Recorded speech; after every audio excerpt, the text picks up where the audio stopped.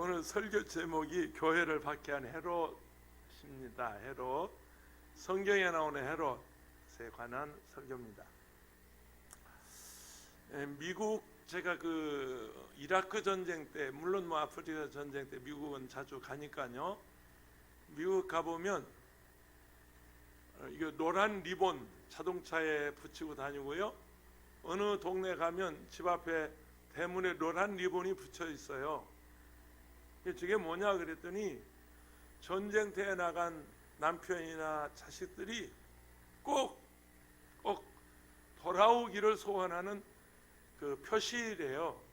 집 나간 사람들이, 전쟁터에 나간 가족들이 돌아오기를 소원하는 마음으로 자동차에도 노란 리본 한번 띄워보세요. 노란 리본 아침부터 띄우라고 그랬는데 그거 아무데나 있을 것인데, 또 자동차에 붙이고 다니고요, 대문에 걸어두고요. 그런 걸 제가 미국에서 보았습니다. 그래서 말하기도 가슴이 멍멍하고 말만 해도 가슴이 미어지는 세월호 사건.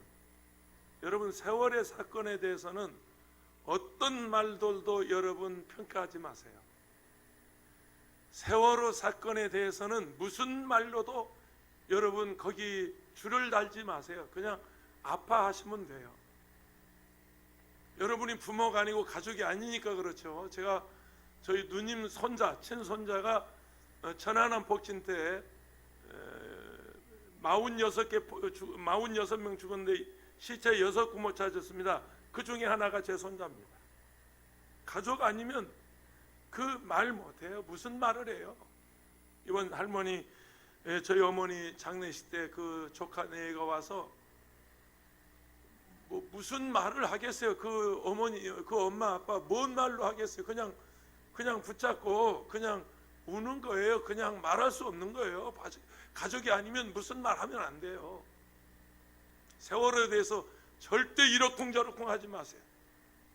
무슨 얘기하는 거예요? 가족이. 백목항에 가보세요.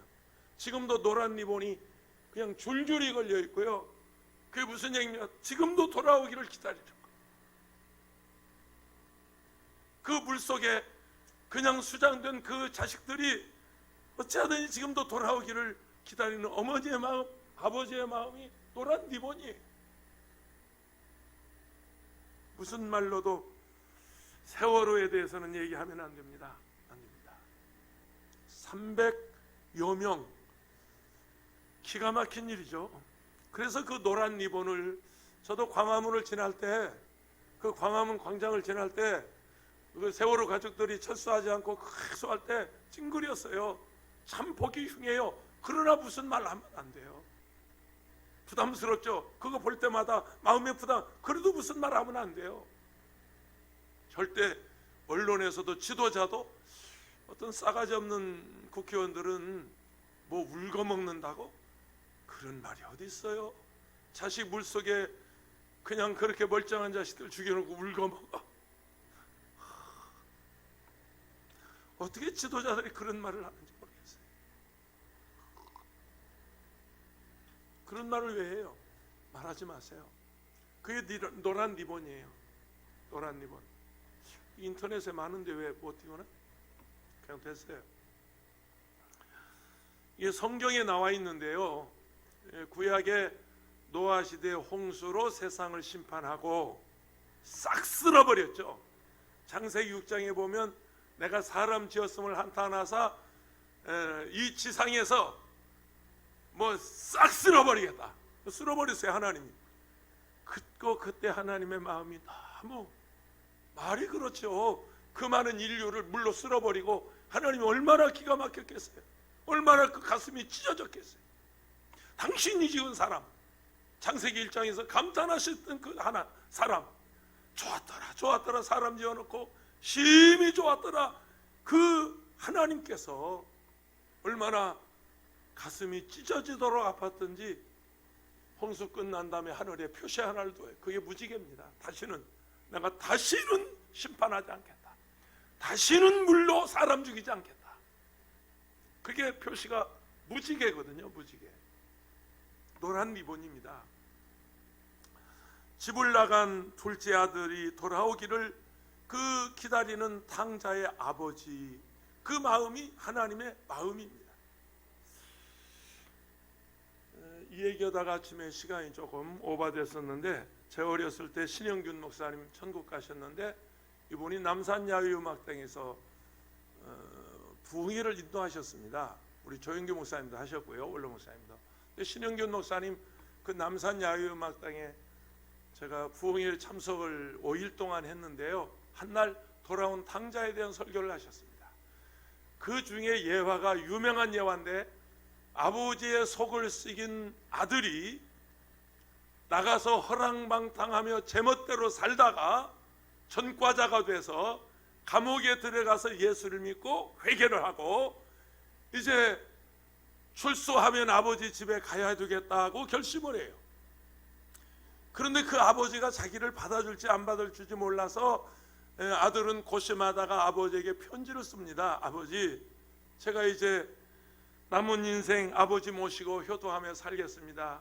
그런데 아버지께 20여 년 동안 죄를 너무 많이 졌습니다. 아버지, 제가 언제 어느 날 제가 열차 타고 제가 고향에 갈 건데 아버지가 나를 용서하고 받아주신다면 저희 집 마당에 있는 감나무에 하얀 손수건 하나 걸어주세요. 노란 리본이 아니고 하얀 수건 하나 걸어주세요. 그리고 편지를 띄우고 그 열차를 탑니다. 덜커덩 덜커덩 칙칙 폭폭 칙칙 폭폭 칙칙 깨깨깨깨. 신영균 목사님은 아주 능한 분이었어요. 대포 소리, 비행기 소리, 기차 소리 아주 잘 그 성대모사 대단한 어른이었는데, 그래서 덜커덩거린 열차를 타고 아들이 내려가는데 앉아 있을 수가 없습니다. 들랑달랑 들어왔다 나갔다 안절부절. 이 옆에 앉아 계신 어르신이, 이사봐라, 이와 젊은이 왜 그렇게 안절부절 왔다 갔다 그래, 무슨 일 있어? 그때 그 어르신한테 그 얘기합니다. 어르신, 제가 이만저만해서 고향에 내려가는 길입니다. 떨려서 제가 앉아 있을 수가 없습니다. 저희 아버지가 저희 집 마당에 감나무에 소금을 걸어줄지 안 걸어줄지, 나를 용서하고 받아주신다면 소금 걸어놓고, 그렇지 않으면 그냥 저는 그 길로 열차 타고 한없이 가겠습니다. 그런다는 거예요. 그 어르신한테 어르신이 잘 좀 봐주세요. 손수건이 걸려 있으면 저를 흔들어 깨워주시고, 만약에 걸려 있지 않으면 가만두세요. 저는 한없이 가겠습니다. 이제 덜커덩 기차가 가는데, 그 청년이 말하는 역전을 지나 다음 역전 사이에 마을 앞에 그 감나무에 손수건이 걸려 있는 게 아니에요. 혼이불이 걸려, 혼이불이. 혹시라도 아들이 못 볼까봐 혼이불을 걸어놓고, 그때 신영균 목사님이 하얀 손수건이요 12개가 나왔어요. 여기서 하나 받아 저기다가 걸고, 여기서 하나 빼서 저기다가 걸고, 여기다가 걸고, 저기 막 불쩍불쩍 뛰면서 설교하시는데, 그때 제가 어린 마음이지만, 설교 저렇게 하는 거구나, 저렇게 준비해서 하는 거구나. 뒷주머니에서 앞주머니에서 안주머니에서 막 12개가 수건이 나와 여기저기 쫙 걸어놓고 그렇게 간증하셨던 것을 제가 기억하고 있습니다. 그 마음이, 집을 나간 자식을 기다리는 그 아버지의 마음이, 진도 앞바다의 물속에 수장된 자식들을 기다리는 그 애미 마음이, 그 마음이 하나님의 마음입니다. 우리 국민일보 회장님께서 이번 우한 사태에 대해서 제게 특별 기고문 칼럼 하나 써달라고 그런 거 대답해놓고 안 써서 보냈습니다. 왜냐하면 우한이 중국의 종교 시범 지역으로 폐렴이 발생하기 꼭 1년 전에 교회 48개를 십자가를 떼내고 불을 질러버렸어요. 그게 우한입니다. 그 철거반장이 첫 번째 희생자입니다. 우한 폐렴으로 첫 번째 죽었습니다. 이제 우리 사석에서 회장님하고 그 얘기를 하는데, 그랬냐고 그거 좀 써서 특별 기고문 하자고 대답해 놓고 제가 안 보냈어요. 왜냐하면 그걸 막상 보내려고 생각하니까 예수님 마음이 생각이 나는데, 자신을 십자가에 못 박는 원수들을 향해서 아버지 저것들이 알지 못해서 저럽니다. 용서해 주세요. 그게 하나님의 마음이에요. 그게 아버지의 마음이에요. 이번에 신천지가 난리를 쳤다고 우리가 사석에서는 이놈 저놈 개새끼 소새끼하고 욕하고 별 얘기도 할 수 있지만, 적어도 교회 목사는 그렇게 말하면 안 된다. 신천지도 구원의 대상이에요. 돌아올 우리 백성이에요. 중국 14억도 구원해야 할 대상이에요. 시진핑이도 구원해야 할 대상이에요. 김정은이라도 회개하고 돌아오기를 기다리는 것이 우리 아버지의 마음이에요. 집을 나간 아들을 기다리는 아버지의 마음, 그 마음이 하나님의 마음입니다. 오늘 헤롯 왕과 유대인들에 관한 얘기인데요, 첫 번째입니다. 1절 보세요. 그때에 헤롯 왕이 손을 들어 교회 중에서 몇 사람을 해하려 하려. 그리고 이제 2절 넘어가서 야고보를 칼로 죽이고 베드로를 죽이려고 옥에 가두었다는 말씀이 이어져 나옵니다. 성경에서 헤롯이라고 하는 인물이 유명한 유대사의 왕가입니다. 왕족입니다. 왕족. 노마 황제가 이 팔레스타인 유대 지역을 식민지로 삼고 총통으로 세운 사람이 유명한 그 빌라도입니다. 빌라도가 총독이고요. 그리고 이제 상징적인 유다의 나라의 왕이 있는데 그게 헤롯입니다. 헤롯이고요. 그가 유대 왕은 되었지만 정통 유대인이 아니었어요. 그는 유대의 왕은 왕이지만 유대인의 왕, 유대인 정통 유대인이 아니라 좌불안석이라 언제 무슨 일이 일어날지 모르는 그런 가시방석, 그런 곳이었습니다. 그래서 유대인들의 환심을 사려고 오늘 본문에도 그 말씀이 나오잖아요. 야고보를 죽이고 베드로를 옥에 가뒀더니 유대인들이 좋아하더라. 이 유대인의 환심 사기 위해서 헤롯은 이 못된 짓을 하는 거예요. 수로를 개발해 줬어요. 광야 사막 사회니까 수로를 개발한다. 이 굉장히 그 유대인들이 좋아하는 일이고, 또 헤롯 성전, 그들이 생명처럼 아끼는 게 성전인데 솔로몬 성전 이후에 성전이 낡고 헐었어요. 그 성전을 리모델링 해줬단 말이에요. 그게 헤롯 성전이에요. 그런 일을 하고, 뿐만 아니라 공공 건물을 건축해서 나라의 번영을 가져온 임금이 마태복음 2장에 나오는 헤롯 대왕입니다. 헤롯은 팔레스타인 남부에서 태어났습니다. 그는 이방 사람이었습니다. 아버지가 안티파트로스라고 하는 에돔 사람인데 돈이 얼마나 많으냐면 요즘 말로 말하면 재벌급 부자입니다. 큰 부자였어요. 그러니까 그 엄청난 부를 가지고, 글쎄 이게 확인이 안 돼서 무슨 얘기 못합니다만은 틀림없이 로마 정부와의 어떤 결탁이 있었을 것이란 말이에요. 돈을 가졌어요. 로마 정부와 그 돈 가지고 결탁을 해서 그는 유대 사회를 다스리는 그런 왕이 돼. 유대인 아니에요. 그런데도 그는 왕의 자리에 오르게 됩니다. 부계가 아랍 계통이고 모계가 아랍 혈통이에요. 36세 젊은 나이에 감히 꿈도 꿀 수 없는 유대 나라의 왕이 됐어요. 그리고 무려 32년 동안 장기 집권한 그런 왕입니다.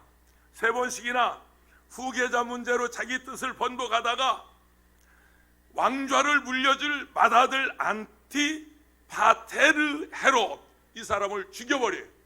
이 권력이 그렇게 무서운 겁니다. 그 아들에게 마땅히 물려줘야 하는데 그 아들을 죽여버립니다. 첫째 아들 이제 죽고 나서 아들인 아르켈리우스는 유대 사마리아를 통치하도록 했어요. 유대와 사마리아를 통치하도록 하고, 둘째 아들 필립과 셋째 아들 안티파스에게 나머지 영토를 이렇게 분할해서, 말하자면 3등분해서 남아있는 세 아들에게 나눠줬습니다. 마태복음 2장에 나오는 인물이 헤롯 대왕인데 마태복음 14장에 헤롯 2세가 나오고 사도행전 12장에 헤롯 3세가 나오고 그리고 사도행전 26장에 헤롯 4세, 이 4대가 마태복음에서 이제 신약 성경에 등장하는 헤롯 임금의 그 족보입니다.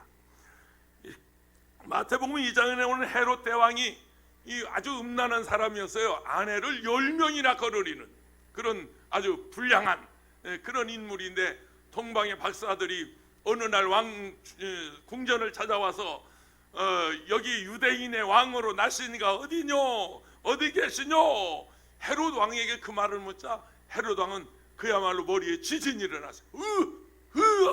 이게 올까 왔구나. 만약에 유대인의 왕이 태어나셨다면 내 자리는 끝났어, 나는 인생 끝난 거야, 아마 그런 불안감을 느꼈어요. 그런데 그걸 마음에 숨기고 동방박사에게 말합니다. 여보시오, 당신들이 그 유대인의 왕을 찾으면 가서 경배하시고 내게 와서 일러주셔. 그 말은 내게 말해주면 그걸 잡아 죽이겠습니다, 그 말이에요. 그 동방박사들이 헤롯 성 궁전에서 나오자 그 동방에서 보았던 별이 인도를 해서 찾아간 곳이 바로 베들레헴 말구유였습니다. 가서 그 아기 예수에게 3가지 예물을 드리고 경배하고 나오니까 천사가 하늘에서 헤롯에게 가지 말라는 지시를 하십니다. 그래서 동방박사들은 다른 길로 돌아서 자기 나라로 가버렸어요. 그때 헤롯은 아하, 내가 속았구나. 헤롯 그것은 동방박사를 기다리다가 속았다고 생각하고 명을 내립니다. 당시 예언자들을 불러서 유대인의 왕이 어디서 나겠냐 그랬더니 베들레헴에서 난다고 예언되어 있다는 거예요. 그래서 그날 베들레헴으로부터 사방 2마일 이내, 한 4km 이상 됩니다만은 3.2km 정확하게 2마일 이내에 있는 2살 미만의 남자아이들을 모두 죽여버리도록 그 피바람을 일으킨 인물이 마태복음 2장의 헤롯 대왕입니다. 그때 예수님은 성령의 인도를 받아서 저 이집트, 애굽, 당시 애굽으로 피신해서 살아나기는 했습니다. 헤롯 2세 안티파스 헤롯은 본처를 쫓아내고 동생 필립을 죽이고 동생의 아내인 헤로디아를 자기 아내로 삼아버려요. 아주 그 못된 사람이죠. 그 시집온, 말하자면 시집 왔는지 아니면 잡혀왔는지 이거 뭐 잘 분간할 수 없습니다만은 그 필립의 아내 헤로디아가 시집 오면서 데려온 딸이 살로메라고 하는 사람인데, 딸이 하나 이쁜 게 있었는데 안티파스 헤롯이 생일날 잔치를 하는 거예요. 만조백관이 생일날 오늘이 누구의 생일이요? 갑자기 설교하다 그 생각이 나네. 그래서 아침에 케이크를 잘랐어. 이거 생일날이 문제구나. 생일날 만조백관이 모여서 큰 성대한 잔치를 하는데 그 헤로디아의 딸 살로메라고 하는 쭉쭉빵빵 S라인 아마 기가 막힌 어떤 인물이었던 것 같아요. 여자들은 거듭 얘기하지만 너무 이쁘면 안 돼. 너무 이쁘면 문제가 생겨. 이게 적당히 이쁜 거 감사해요. 이쪽은 쳐다보지도 않아. 다 이쁜데 이거 뭐 무슨 소리 하냐고 지금 자기들이 그렇게 생각하는 것 같은데, 아침에 권사님들은 다 쳐다보더라고. 좋아하더라고. 그랬더니 이쪽은 쳐다보지도 않아. 다 이뻐가지고. 그래 이제 그 왕 앞에 나와서 몸을 꽈가면서 그 살로메가 그냥 춤을 추는데 말이에요. 임금이 홀딱 반해가지고 춤이 끝난 다음에 그 어린 딸을 불러서 내가 이 나라의 절반이라도 주고 싶구나, 내가 무엇을 원하느냐 하고 물어요. 그때 그 살로메가 엄마 헤로디아를 찾아가서 어머니, 폐하께서 내게 소원을 말하라고 하는데 무엇을 달라고 할까요? 그때 그 헤로디아에게는 눈에 가시처럼 찔리는 사람이 하나 있어요. 그게 누구냐면 침례 요한입니다. 다른 언론은 가만히 있어요. 다른 사람은 감히 말을 못해요. 누가 왕을 공격하겠어요? 근데 그 침례 요한은 죽음을 각오하고 헤롯 필립이 자기의 동생을 죽이고 동생이 하나에 제수를 자기 아내로 삼아서 부정한 일을 했다 하고 세상에 그냥 떠벌려요. 세상에 공포해버려요. 그 입을 막을 자가 없어요. 그래서 잡아 가두었거든요. 근데 그때 헤로디아가 하는 말이 침례 요한의 목을 달라고 그래라. 눈에 가시를 뽑아버리는 거예요. 그렇게 말하자 그때 소반에다가 침례 요한의 목을 잘라서 피가 출출 흐르는 그 목을 갖다 그 어린 딸에게 넘겨주는 그런 비극이 일어났습니다. 사도행전 26장에 헤롯 대왕의 증손자 아그리파 2세는요 바울을 로마로 넘겨주고 죽게 한 인물 헤롯 왕가의 4대 손입니다. 그런데 잘 들어보세요. 헤롯 1세, 2세, 3세, 4세, 4대 증손자 그 아그리파 2세의 그 가문은 그걸로 끝이 나버려요.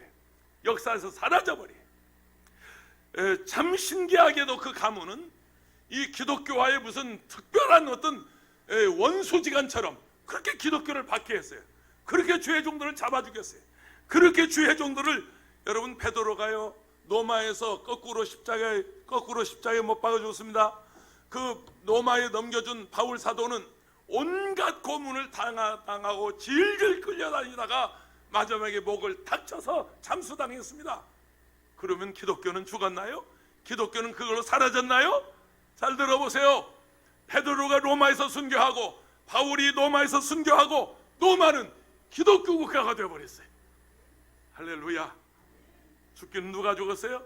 사도행전 12장 23절에 헤롯이 영광을 하나님께 돌리지 아니하므로 주님의 사자가 곧 친히 벌레에게 먹혀 죽은지라 그랬어요. 헤롯이 그랬어요. 가문이 끝났어요. 미국에도 그런 가문이 있지만 시간 관계상 제가 얘기하지 않겠습니다. 케네디 가문은 명문 가문입니다. 아버지가 하버드 출신 9남매 자손이 다 하버드를 졸업한 기가 막힌 인물들이에요. 큰딸이 어떻게 죽었고 작은딸이 어떻게 죽었고 큰아들이 어떻게 죽었고 제가 다 이력을 가지고 있어요. 제가 다 그 자료를 가지고 있어요. 여러분 예수 잘 섬겨야 합니다. 하나님 잘 믿어야 합니다. 바로 믿어야 합니다. 뭐 우한 폐렴 코로나19 때문에 교회도 안 나와? 어이! 정신들 차려. 예수 바로 믿어. 뭐 그래 무슨 뭐 신앙생활이 장난인 줄 알아? 교회 다니는 것이 무슨 뭐 기분 나면 오고 기분 나쁘면 안 오고 뭐 누가 반겨주면 오고 싫어하면 안 오고 교회가 그런 거요? 목숨 걸고 예수 믿어야 돼요. 생명 걸고 신앙생활 해야 돼요. 할렐루야. 뛰어서라도 와야지. 뛰어서라도 와야지. 차가 없어서 못 와? 아침에 좀 일찍 나서 뛰어오지. 걸어오지.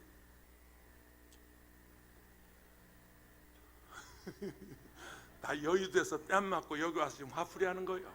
그러니까 그냥 이해하고 들으셔. 내 말은 예수 바로 믿자. 잘 믿자. 아멘.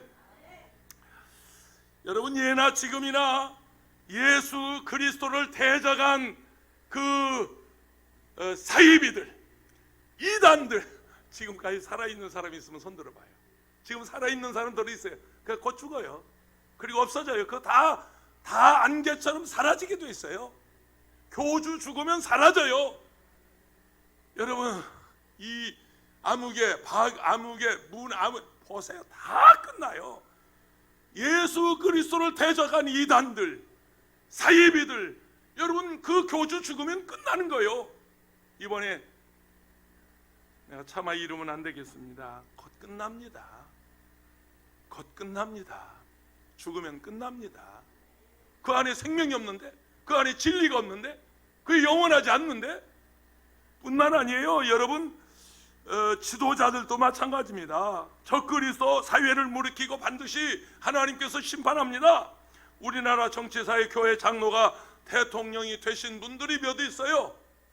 여러분 근대사회 장로가 대통령 뭐 이승만 장로, 그 다음에 누가 있어요? 김영삼 장로, 그 다음에 누가 있어요? 이명박 장로, 교회 장로요.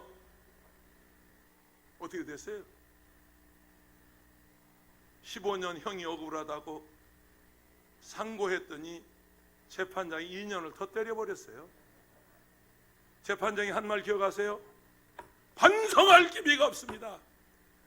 잘못했는데 반성할 기미가 보이지 않습니다. 15년에서 17년 재수감 됐어요. 엊그제 나 누가 그랬는지 몰라요.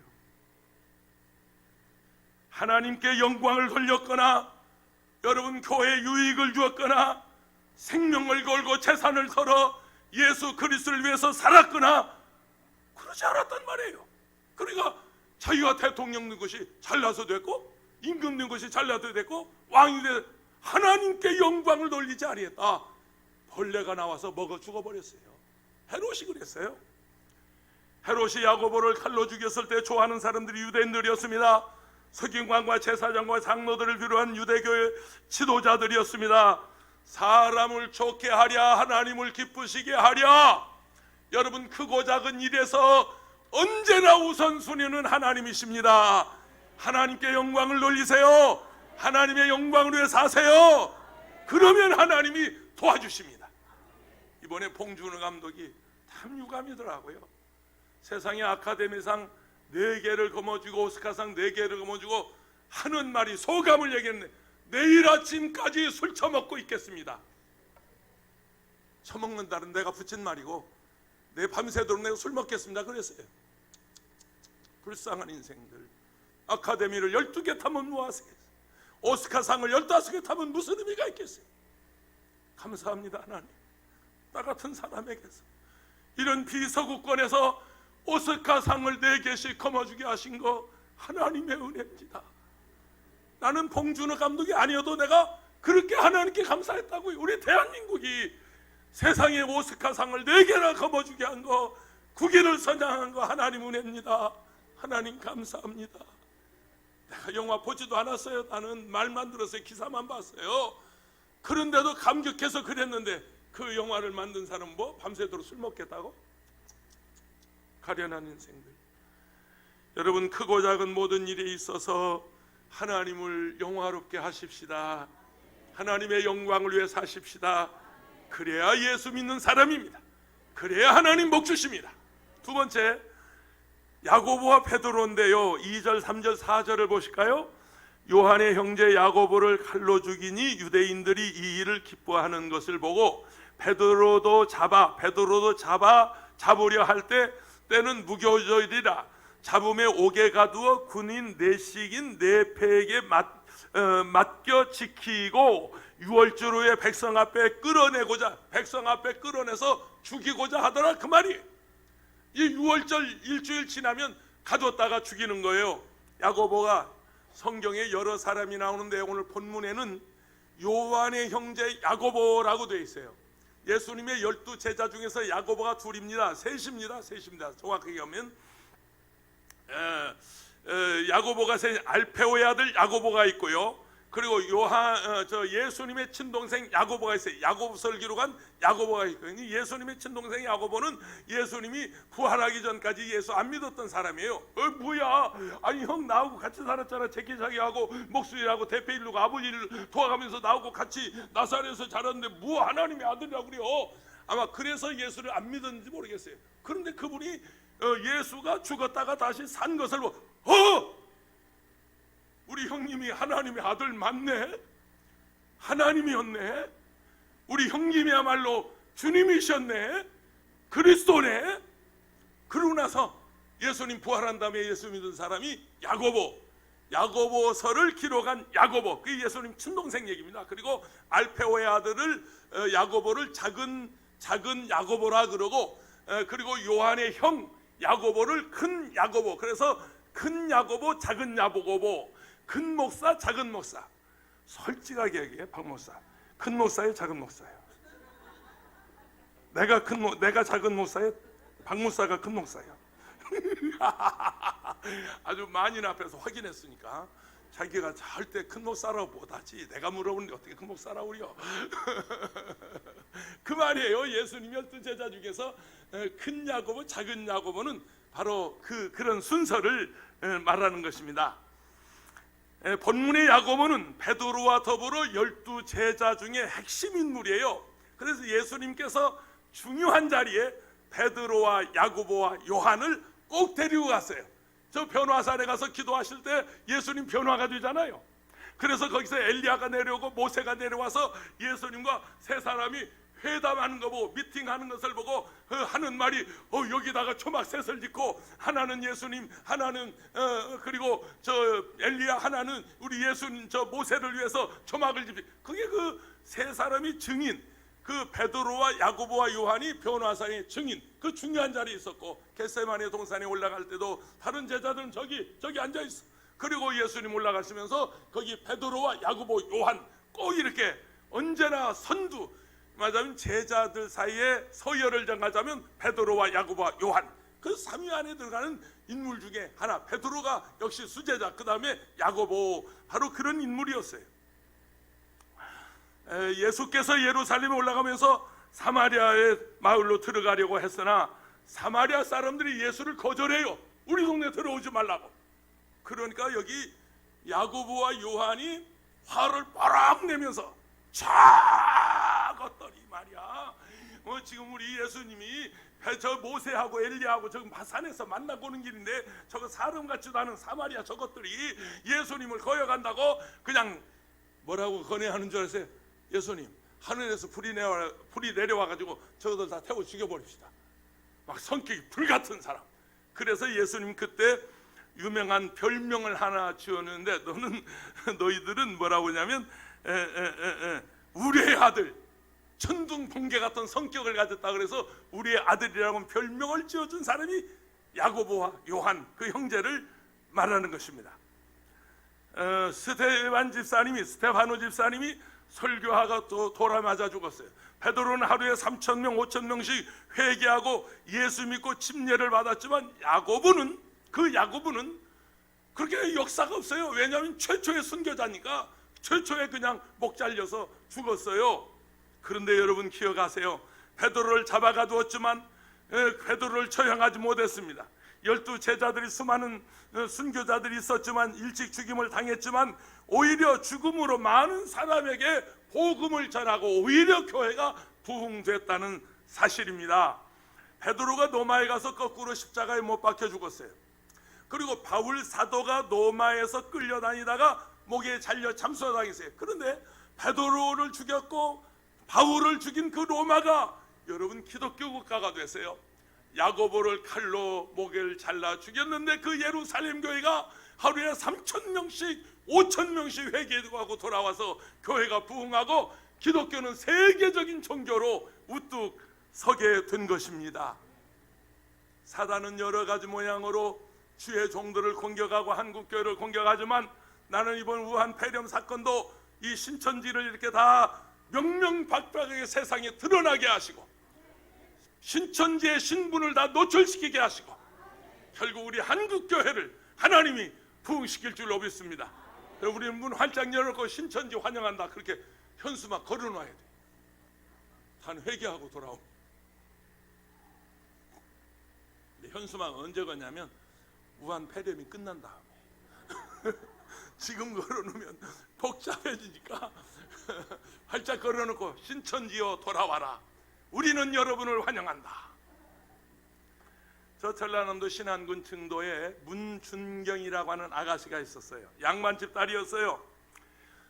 이제 나이가 돼서 출가를 시집을 가야 되겠는데 그래서 이제 중매를 해서 양반집 아들하고 결혼을 했는데 결혼식 딱 끝나고 그날 저녁 나가버려요. 신랑이 나가버려요. 야, 이런 나쁜 놈이 어디 있어요. 결혼식하고 첫날 밤 밤도 잠도 자지 않고 그냥 나가버렸어요. 그리고 안 들어와요. 시집을 가서 시집살이 몇 년 한 줄 20년 했어요. 신랑 없이 시집살이 20년 한 게 문준경입니다. 아마 옛날에는 그랬던 것 같습니다.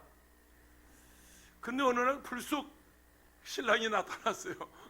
그래서 인사를 하고 이제 들어왔나 보다 생각했는데 밤에 또 나가는 거예요. 나 이런 세상에. 그래 이제 한마디 했대요. 여보시오, 부부의 연을 맺고 이런 법이 어디 있어? 영문이나 합시다. 왜 그럽니까? 그랬더니 남편이 하는 말이 임금이 개하고 얘기하는 거 봤어? 그리고 훌쩍 집을 나가버렸어요. 지극정성 아껴주시던 시아버지가 돌아가신 후에 문준경은 목포 시내로 이주합니다. 섬에서요 싹바느질로 삶을 꾸리던 중에 거기서 전도를 받아 예수를 믿었는데 누가 와서 그랬대요. 예수님이 당신을 사랑하십니다. 그 한마디에 막 마음이 녹아버린 거예요. 내가 시집 와서 20여 년 동안 신랑은 나하고 잠도 자지 않고 집 나가버렸는데 예수님이 나를 사랑하시다니, 그래서 이분이 예수를 믿기 시작해서 신학교를 공부해요. 그 당시 신학교는 반은 나가서 전도하고 반은 학교에서 공부하고, 그런데 항상 전도는 어디 가서 고향 증도, 신안군 증도에 가서 전도를 하는데 그 친정아버지가 얼마나 얄미웠던지, 그럴 거 아니겠어요? 어떤 친정아버지가 그 세상에 시집 보냈는데 저거 병신같이 혼자 저렇게 싹바느질해서 먹고 살고 뭐 예수 믿어 동네와 전도하고 다니까 똥물을 끼얹어요. 똥물. 친정아버지가 똥물을 끼얹을 만큼 박대를 당했어요. 멸시를 당했어요. 그러다가 문준경 전도사는 1년에 고무신이 9켤레를 떨어뜨릴 만큼 부지런히 다면서 신안군의 그 여러 섬들을 다니면서 전도해가지고 교회를 무려 100여 개를 세웠어요. 100여 개를 세웠어요. 6.25 전쟁 때 공산당이 들어와가지고 예수 믿는다고 축창으로 찔러서 마침내 순교를 당합니다. 지금도 전라남도 신안군 증도 일대 그 섬 일대는 신자 비율이, 기독교인 비율이 90%가 넘는 우리나라 최고의 복음화율을 자랑하는 그런 섬이 됐습니다. 문준경 전도사 한 사람의 순교로 그 지역이 다 복음화가 됐어요. 야고보의 죽음으로 예루살렘 교회가 부흥했어요. 베드로와 바울 사도의 죽음으로 로마가 기독교 국가가 되었어요. 저 전라남도 신안군 증도의 문준경 전도사의 순교로 그 지역 일대가 지금도 복음화율이 96%. 할렐루야, 아멘. 박수 한번 쳐줘요. 요한복음 12장 24절입니다. 내가 진실로 진실로 너에게 이르노니 한 알의 밀이 땅에 떨어져 죽지 아니하면 한 알 그대로 있고 죽으면 많은 열매를 맺느니라. 마지막 세 번째, 성도들의 중보기도입니다. 5절 보세요. 이에 베드로는 옥에 갇혔고 교회는 그를 위하여 간절히 하나님께 뭐하더라? 다시 한번, 하나님께 뭐하더라? 믿으시면 아멘 합시다. 자, 초대교회 예루살렘교회 지도자 야고보가 죽었죠. 또 수제자 베드로가 옥에 갇혔죠. 이제는 교회가 절대 절명의 위기입니다. 이거 교회 문 닫을 형편입니다. 오늘도요 문 닫은 교회 많습니다. 듣기로는 캐톨릭이 오늘 다 미사 안 하기로 했다고 하는 것 같습니다. 이 우한 폐렴 때문에 안 하기로 했다고 그런 것 같고요. 강제로 문 닫은 교회들도 있고요. 우리 소아교회도 걱정이 돼가지고 우리 총무 목사님이 그렇다는데 또 성가대가 마스크 쓰고 찬양한다는데 어떻게 할까요? 걱정이 돼가지고 그러는데 많이 염려들 했지만 죽으면 죽으리다지. 이런 때 더 문 열어야지. 이런 때 더 기도해야지. 아멘. 그러나 우리가 준비는 잘하고요, 조심을 하고요. 그래서 이거 어제 2번씩이나 저 1층에서부터 걸어다니는 모든 이 다 소독 다 했고요. 우리 종무 목사님과 한수희 집사님들 다 소독했고요. 마스크를 3,000개나 사왔어요. 없으면 달라고 그러세요. 3,000개나 사와서 지금 준비해놓고 있고요. 그 소독약 저 인체 전혀 먹어도 괜찮답니다. 근데 세균 저 말하자면 소멸률이 99.9%래요. 저게 인체 해롭지도 않은 저 비싼 약 사다가 지금 다 준비해놓고 만반에 준비하죠. 오늘 점심 안 합니다. 왜냐하면 가장 그 위험한 게 밥을 같이 먹는 거더라고요. 서로 이렇게 호흡을 같이 하고 침이 튀기고 같이 어떤 액체가 오고 가면 이게 위험하다고 그래요. 그래서 오늘 점심 당분간 안 하기로 했습니다. 여러분 집에 가서 오붓하게 가족끼리 잡수시길 바라고요. 그러나 이 일로 인해서 여러분 교회는 더 부흥할 것입니다. 오늘 두려웠고 무서워서 아니면 믿지 않은 가족들이 못 가게 해서 못 나오신 분들이 35명이 됩니다. 내가 지금 세보니까 35명은 돼야. 1부에는 다 왔는데 2부에 두려워서 지금 못 나오는 분들이 많은데 오히려 우리 교회는 더 부흥할 것입니다. 두려워하지 마세요. 하나님이 지켜주십니다. 그리고 우리가 철저하게 우리 방역을 준비하고 있습니다. 방역을 다 애쓰고 있습니다. 손을 씻는데요, 여러분 반드시, 나는 그 손 씻는, 기왕에 손 씻는 얘기 나왔으니까 한마디 드리는데, 화장실에 가서 손부터 씻고 일을 봐야 돼요. 대개 일 보고 나서 손 씻으러 가는데, 아니요, 손부터 씻고 변기에 가는 거요. 왜냐하면 손을 먼저 깨끗하게 하고 살을 만져야 되거든요. 피부를 대야 돼요. 그게 순서입니다. 그런데 대부분 사람들은 가서 일부터 보고 그리고 그 순서가 잘못된 겁니다. 반드시 들어가서 화장실에 가서 손부터 씻어야 합니다. 집에 들어가서 손부터 깨끗하게. 뭐 알코올은 임시방편이고요. 가장 확실한 것은 이게 뭡니까? 세정제 가지고 뽀득뽀득하게 이 손톱, 이 손가락 사이 아주 잘 씻으면 걱정 없어요. 그리고 잠 일찍 주무시고요, 푹 주무시고요, 그리고 운동하시고요, 잘 잡수고요. 그 다음에 또 물 많이 잡숴서 여러분 혈액이 이렇게 증액이 되도록, 혈액이 잘 도도록, 그러면 말하자면 몸 안에 그 뭡니까? 아니 면역력. 이거 원고 없는 얘기니까 잘 안 나와. 그래서 설령 여러분 감염이 됐다 할지라도 면역력 강한 사람은 이미 벌써 16명이 퇴원했어요. 그런 사람은 그냥 자연 치유예요. 그저 면역력만 보강시켜주면 그냥 낫는 거예요. 그러니까 16명 벌써 퇴원했잖아요. 그러니까 너무 걱정하지 마시고요, 두려워하지 마시고요, 여러분 관리 잘 하세요. 여의도 순복음교회가 골조공사를 끝내고 1970년, 71년 69년도에 땅을 샀거든요. 그리고 70년도에 공사를 시작했습니다. 그리고 71년도에 중동 석유 파동이 일어나서 헌금이 줄어들고 공사가 중단이 되고 건설회사가 부도나 버립니다. 그때 부도났을 때 우리 최자실 목사님과 원로 조영기 목사님께서 그 골조공사, 녹물이 뚝뚝 떨어진 골조공사 여의도 바닥에 가만히 깔고 그때 이제 철야 기도를 시작했습니다.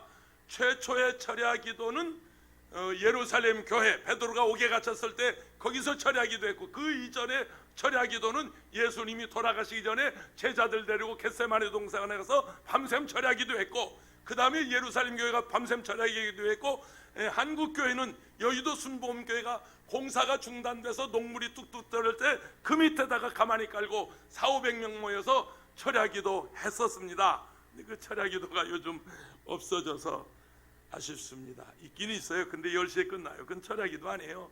그냥 저녁 기도입니다. 그럴 때 그 철야기도 할 때 어느 날 우리 원로 목사님께서 그 서대문, 아직 교회가 서대문에 있을 때인데 서대문 수의실에서 밥을 같이 해 먹고 교회에서 잠을 자시는 어떤 할머니 한 분이 계셨는데, 이 할머니가 외아들을 하나 키우는데 그 외아들이 부도가 나가지고 집을 다 말아먹었어요. 그래서 어머니 살던 집까지 그냥 다 경매로 넘어가고 할 수 없이 그 어머니가 집에서 그냥 길바닥에 쫓겨났습니다. 오고 갈 데 없으니까 서대문 노타리 교회 와서 주무셨거든요. 그 할머니가 아름아름 기억이 나는데, 그 똥똥한 허리 구부정정한 그 할머니였어요. 제가 서대문 출신이거든요. 그 할머니가 늘 우리 김부기 목사, 지금 목사가 됐는데 수의실에 와서 그 할머니 그 아들 같은 김부기 목사 밥 해줘가면서 밥을 같이 해 먹고 그러던 할머니입니다. 근데 이 할머니가 그 집에서 쫓겨나면서 유기그릇, 놋그릇 말이에요. 놋그릇을 1절 한 세트를 가지고 나왔어요. 이 할머니가 그 당시 건축금 3만 원, 5만 원씩 작충할 텐데 이 할머니가 드릴 게 없으니까 그 유기그릇, 놋그릇 한 세트를 목사님께 건축원금이라고 갖다 바쳤어요. 얼마나 기가 막혀. 아무리 돈이 없어도 그렇지 세상에 그릇을 갖다 주면서 건축원금이라니, 이 얼마나. 그래도 그 할머니가 바칠 게 그거밖에 없으니까 그거 갖다 드렸단 말이에요. 그걸 이제 목양실 한쪽에 처박아 두었다가 어느 날 여의도 철야기도 하면서 목사님이 그걸 들고 나와서 간증을 했어요. 서대문에 할머니 한 분이 이걸 건축원금을 하고 이걸 가져왔다, 그 간증을 합니다. 그때 여의도 순복음교회는 순복음 아파트 1동, A동, B동 두 동이 완공이 됐어요. 그래서 이제 서울 시내 부자들이 아파트를 분양받아서 입주할 때인데, 그 한경면 좋은 자리 아닙니까? 영락교회 권사님 아들이 젊을 때 예수 잘 믿고 신앙생활 잘하더니 교회 기업의 사장이 되고 나서 교회 안 나가고 예수 안 믿으니까, 혹시라도 교회 옆에 아파트 사주면 이 아들이 교회를 나갈까 해서 그 권사님이 교회 그 아파트를 분양받아서 큰 아들을 거기에 입주시켰어요. 근데 어느 날 그 아들 사장이 잠을 자려고 누웠는데 저 교회 공사가 중단된 저 교회에서 죽여 죽여가 아니고 주여요. 그런데 아파트에서는 죽여로 들린 거예요. 죽여 막 울고 난리가 났거든. 그래서 저것들이 뭐하나 사람 죽나 해가지고 옷을 주섬주섬 가벼운 옷차림으로 나가서 보니까 목사님이 설교하고 성도들이 400~500명 모여서 거기서 기도하는데, 마침 그 시간에 목사님이 그 녹그릇을 다 주고 나와서 간증을 하는 거예요. 사장님 뒤에 서서 팔짱 끼고 서서 있다가 마음에 큰 감동을 받고 설교 중에, 목사님 제가 그거 100만 원에 사겠습니다. 당시 100만 원은 지금 1000만 원, 2000만 원, 몇천만 원 나가는 큰 돈이었어요. 땅 한 평에, 여의도 땅 한 평 33,000원에 살 때니까 그 3,300평 1억에 그거 샀거든요. 우리가 여의도 교회가 100만 원에 사겠습니다. 예배를 드리던 성도들이 막 환호성이 울리고 박수를 치고 눈물을 흘리고 막 뒤집어졌어요, 예배당이. 그러더니 여기서도 50만 원, 나도 30만 원, 나도 20만 원, 나도 10만 원. 막 그 자리에서 성도들이 건축원금을 작정해가지고요, 그래서 완공된 교회가 오늘의 여의도 순복음 교회입니다.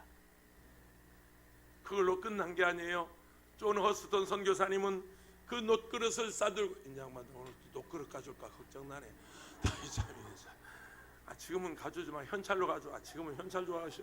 참나 주여. 존 허스 제가 이렇게 싱거운 소리를 가끔 해요. 웃으려고 하는 소리니까 이해하고 들으세요. 존 허스턴 선교사님은 그걸 주섬주섬 싸가지고 미국 교회를 순회하면서, 코리아 대한민국 조영교회를 도와주자, 여기 순복음 중앙교회를 도와주자, 조영교회를 도와주자. 그래서 녹그릇 싸가지고 전 세계 다니면서 모금해가지고 완공된 교회가 오늘의 여의도 순복음 교회입니다. 철야 기도에 능력이 있습니다. 기도는 응답입니다. 기도에 기적이 일어납니다. 교회가 위기를 만났지만 하나님을 원망하지 않았습니다. 예수 믿는 것을 포기하지 않았습니다. 그들이 도망가지 않았습니다. 그들이 숨어들지도 않았습니다. 이 고난에 하나님의 뜻이 있다고 생각하고 우리가 해야 할 일이 무엇인가를 결단하는데, 그들은 밤을 새워가며 교회에 모여서 하나님께 기도했어요. 그랬더니 기적이 일어났어요. 베드로가 옥에서 풀려났어요. 천사가 와서 베드로의 자꾸를 끌었어요.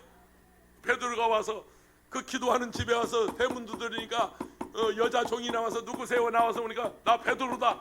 가서 전에니까 유령을 봤거나 헛것을 봤거나, 아니 베드로가 옥에 갇혔는데 어떻게 돌아오냐고. 그런데 문 열고 들어가서 보니까 성도들은 기도하고 있고, 옥에 갇힌 베드로는 쨍하고 했들 날 돌아온. 몰랐지? 놀랬지? 나다. 참 재밌어요. 여러분, 어렵다고 피하지 맙시다. 어렵다고 숨지 맙시다. 엎드려 기도하십시다. 그러면 교회는 더 부흥합니다. 모든 일이 더 잘 됩니다.